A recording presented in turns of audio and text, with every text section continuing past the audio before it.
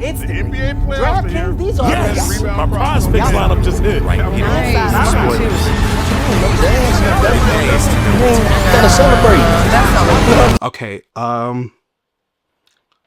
maybe betting isn't that bad. Am I the only one who's just like tired of seeing these betting ads everywhere? It seems like sports companies have found another way to monetize the viewing aspect of games, because apparently if you aren't financially invested in the outcome, do you even really care about basketball? We can't just be fans anymore. We're being treated like we're walking bank accounts for the world's largest and biggest digital casinos. And if you think I'm exaggerating, you clearly did not watch the 2026 Super Bowl. It wasn't just a huge sporting event, it was a huge stage for betting and AI. We had people betting on the coin toss, the color of the Gatorade, what songs Bad Bunny would perform during the halftime show, and I can't emphasize this enough. There's a bet on what year Jesus is coming back. Now, I'm not gonna act like sports betting is some brand new invention that came out of nowhere. People have been losing their life savings on horse races since the dawn of time, but it's never been as easy as it is today. Las Vegas is actually seeing record low foot traffic in their casinos, and it's not because people stopped gambling, not even close. It's because why would you fly to Nevada where you can go bankrupt from your couch? I could either pay my rent or put all my money on a parlay and double my money. Yeah, this is the easy choice. And I've lost all my money. Anyone with a smartphone can buy into a parlay at 2 a.m. while they're wearing nothing but pajamas. And honestly, I wouldn't even be surprised if this video had a prize picks ad on it, because Pick, predict, play. Prize picks. It's good to be right. Nah, that's not real. But a lot of YouTubers I watch are advertising prize picks lately, which I find a little weird. It feels like not too long ago, the entire internet condemned creators for promoting gambling sites, especially to younger audiences. But nowadays, the stigma is gone. All you need is a phone, a debit card, and a lack of impulse control, and you're in the game. So today, I want to talk about how we got here, how gambling stopped being a vice and started being more of a vibe or a hobby. And since we're all gamblers now, I placed a bet earlier today on a basketball game to put my money where my mouth is, and just to show you how dumb this all is. We'll check on the results at the end. Will I win? Will I lose? Who cares anymore? Let's see. So maybe it's just me, but at some point in the past few years, the word parlay stopped being a gambling term and became just part of the social zeitgeist. Oh man, when my parlay hits, I'm set. I need Anthony Edwards to hit 5 3-pointers and Wemby to get 4 blocks. And then when they do that, my parlay's gonna hit. When the language of gambling becomes everyday slang, gambling itself feels more everyday and casual, like a thing that everyone is just doing. But it's not just slang. Watch any sports broadcast now and you see how often they show a commercial for Prize Picks or DraftKings or FanDuel or something similar, telling you that all you have to do is pick the over or under on certain stats. Some apps even let you copy the picks of your friends, families, or celebrities, and I'll let you all in on a little secret. Those celebrity picks suck because they want you to lose. Maybe they'll give you like an easy bet, like LeBron needs to score more than half a point, and that'll get you hooked on that dopamine hit. But anytime I think about going to a casino, I have to remind myself that this business only exists because it makes money off people going in and trying to make money. And newsflash, it is very profitable. All right, boys, I just lost $15,000 on a PSO. 1,500 number, it didn't go my way. Like, could you imagine a casino where the house doesn't win? You go play the slot machines and it hits jackpot like 1 out of every 3 spins. Even someone who plays at a card table way too well can be cut off from playing more games if they're winning more than a casino wants them to be. So you just hit the jackpot. Life is great, right? Not so fast. Sometimes the hardest part is collecting. 44-year-old Katrina Bookman hit a $42.9 million jackpot at Resorts World Casino in Queens, New York. It's right there on the machine. $42.9 million. A crowd started gathering around. Then security showed up. Come on, just come on us, Katrina. Security took her aside, and that's when she was told that the machine had malfunctioned. There was no payday. But for these betting apps, there's also the social media aspect of it. Winning bet slips has become a flex, and funny enough, people post their wins and losses, and either option gains traction. Seeing people lose a ton of money is funny, and seeing people bet everything to win something against all odds is interesting. Post gets tens of thousands of likes and sometimes millions of views. There was this one guy who bet $33,000, his whole savings, on the most recent Super Bowl that the Seahawks would win. And leading up to the Super Bowl, he's just stressed as hell because, you know, it's his whole life savings. Like, here.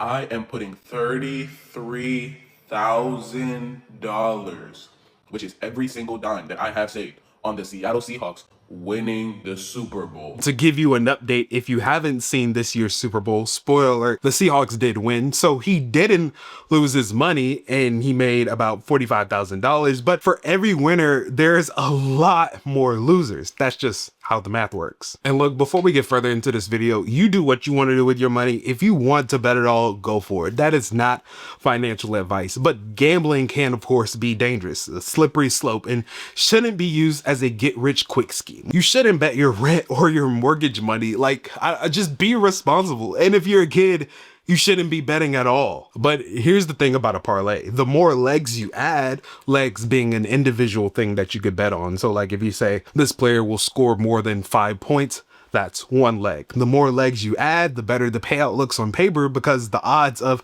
multiple things being correct on your ticket decrease. But the apps make it so easy to just add one more team, one more prop, one more bet that people are stacking up 7, 8 leg parlays like they're ordering from a menu. Like, yeah, you could possibly turn $5 into $500, but the odds of it are very low. It's financially devastating, but also designed to feel fun and almost too easy. Okay, let's pivot a bit because here's where it genuinely gets strange to me. This isn't just about sports anymore. We're now in an era of betting on everything and everything being monetized. There was probably a bet on if I was gonna upload this video today. And if you betted on yes, you just cashed in. Award shows, you could bet on how long the best picture acceptance speech will run. You can bet on who's gonna drop an album next, whether a celebrity couple is gonna break up, what the Fed is gonna do with interest rates. Sites like Kalshi, where you can trade on the outcome of basically any event you can imagine, and they're being framed not as gambling, but as prediction markets. Very sophisticated, very serious stuff, you know. Oh, and by the way, did I mention that people are gambling on wars? The argument for these platforms is kind of interesting. The idea is that if enough people put money on a real world outcome, the collective prediction becomes more accurate than any single expert, which fine if that's the real concept, but you're probably also forgetting that why is the money part involved? No? Okay, so we really tried to make this prediction platform where people can vote on current events and what they think is actually gonna happen, but it doesn't seem to work unless you give it money. Oh no! Oh no! But somewhere between wisdom of the crowd and I just bet 50 bucks on whether Mr. B says the word money more than 20 times in his next video, we crossed the line. As I'm filming this video, it seems like PrizePicks also allows you to bet on the weather in LA, who's gonna win The Bachelor, and who will win Survivor. I do like Survivor, and I do think Coach has been playing a pretty strong game so far. Let's go gambling! What we're really doing is putting a price tag on human attention, on uncertainty itself. Every election, every scandal, every economic announcement becomes a market now. Something happens in the world, and the first question isn't, what does that mean? It's, what's the line? How much money should I bet? Like, CNN is using Kalshi as stats for the news. I cannot make this up. Chance that it actually happens. Chance the federal government this year caps credit card rates. At this point, the Kalshi prediction market has it at only a 33% chance. So good politics. I think when everything becomes a bet, we start to stop experiencing things because of genuine interest and start hyper focusing on these small specific things, or we just stop taking things as serious as they should be. Like, you're not watching the Oscars, you're watching your pick. You're not following the election, you're monitoring your position. Like, yes, from a sports league perspective, I can see how it makes people watch the games more closely or just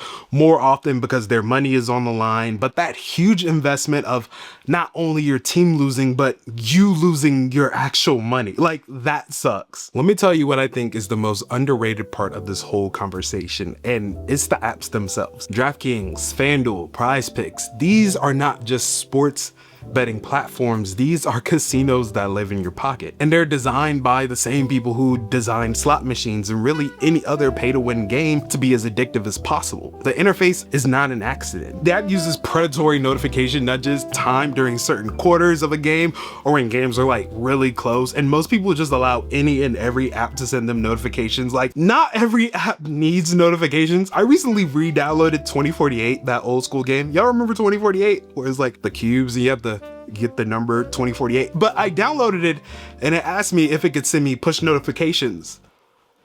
For what? There's nothing you need to tell me. I already know everything. Then there's what I'd call the frictionless loss. Remember when losing felt like something, like hurt, like pain? You had to go to a bank, you had to hand over cold hard cash. There was a physical, tangible moment where you knew in your bones that you were spending money. It was in your hands and then it was gone and you never got it back. These apps have Face ID, Apple Pay, one-tap deposits. You could probably link it to your job's direct deposit just so your whole check goes directly to them. The money doesn't feel real because you never actually touch it or feel like you gave it up. It just feels 5 times easier than it would be to hand a stranger like $100 on the street. It's just way too convenient. Deliberate design. The harder it is to feel the loss, the easier it is to keep going. All right, I want to come back to something I mentioned in the intro because I think it deserves its own section. Not too long ago, there was this massive wave of backlash against creators who promoted gambling. Slot streamers on Twitch were getting called out. YouTube was cracking down. The general consensus was that gaming sponsorships are predatory, especially when your audience skews young. For a minute, it felt like the culture was shifting, but that didn't last at all. Even though this video itself isn't sponsored, I'm very sure at least one person was influenced to download a betting app just to take a look, and next thing you know, rent money gone, mortgage gone, house gone. Now gambling's back and bigger than ever, and it's been rebranded, kind of like how smoking got rebranded to vaping. It's not this sneaky thing anymore, it's a personality trait. It's YOLO, you gotta risk money to make money, right? DraftKings, FanDuel, PrizePicks have basically cracked the code on making sports betting feel like part of being a sports fan. And you've done it by paying creators, celebrities, and players to normalize it. Your favorite sports YouTuber does a pick video every week now. Your favorite streamer has a DraftKings link in their bio, and because you trust that creator, because you've watched them for years, because you feel like a friend, the sponsorship is different than a TV commercial. It's not an ad. It's like a recommendation from someone you like. You can copy their lineups like you know what they're doing. The risk-free bet language is everywhere in this space, and I want to flag it. There is no such thing as a risk-free bet. A risk-free offer typically means that they'll give you a credit if you lose, not your actual money back, a credit to go and bet again on the platform. So the house keeps you in the game regardless, but it sounds safe. And when a creator you trust says, use my code to get a risk-free bet or use my code to get a $20 match on your first deposit, it sounds even safer, like you're getting extra free money. But what's actually happening is that an entire generation of sports fans are being onboarded into gambling through their favorite creators. And because it's happening gradually through content they already watch and people they already trust, it barely even registers as what it is. I'm gonna check on the status of my pick. The game should be ending about now. And this should be easy. I only bet $20, so I'm gonna show you how easy it is to lose 20-0.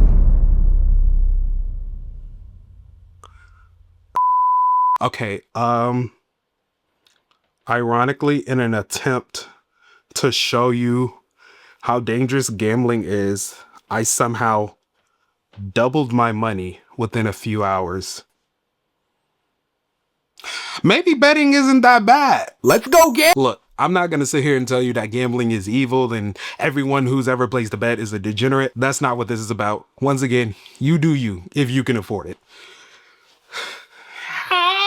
However, I think what bothers me about this is the accumulation of it. It's the fact that I can't watch a basketball game, baseball game, football game without multiple companies telling me to place a bet. Let's be clear about what these businesses are. They only work when they're making money, and they make money when you lose. The average person is not getting one over on DraftKings. DraftKings is getting one over on you every single time by design. And I'll be honest, I get it with sports. I genuinely do. Betting on a game adds like a specific dimension to watching. Suddenly, you've got a reason to care more about a Bucks game when your team isn't even playing. That fourth quarter hits differently and you're watching it closer when you've got money on it. I understand the appeal. I really do. I get it. But here's where I have to tap out, because you've gone from betting on games to betting on everything: wars, natural disasters, elections. And I'm not even being hyperbolic. There was a prediction market where you can put real money on geopolitical events like their Monday Night Football. I've seen people talk about markets for certain prophecies that might get fulfilled. Betting on when Jesus is coming back. Maybe Y'all are wild. And that's the thing. It's not stopping. Every time a new category of human experiences gets attention, some company figures out a way to build a market around it. Uncertainty is a product now. Your anxiety about the future, there's a line for that. There's always a new thing to monetize, a new dimension of life to put a price on. And it's genuinely exhausting to watch in real time. There's a version of watching a game or living your life that doesn't involve optimizing every outcome for financial gain. There's a version where you can sit down, not know what's gonna happen, and just be there for it without risking it all, win or lose as a fan, irrationally hopeful about your team for no financial reason at all. And I think what I'm advocating for, as dumb as it may sound nowadays, is being a dumb fan again. Just someone who watches the game because they like the game and they like the players, who yells at the TV because they love the team, who doesn't need a financial stake in the outcome to care about what happens. And unlike a 7-leg parlay, the odds of having a good time are actually more in your favor. Anyway, make sure y'all use my code KING21 signing up for DraftKings. Get a $50 match on your next first deposit. Bye.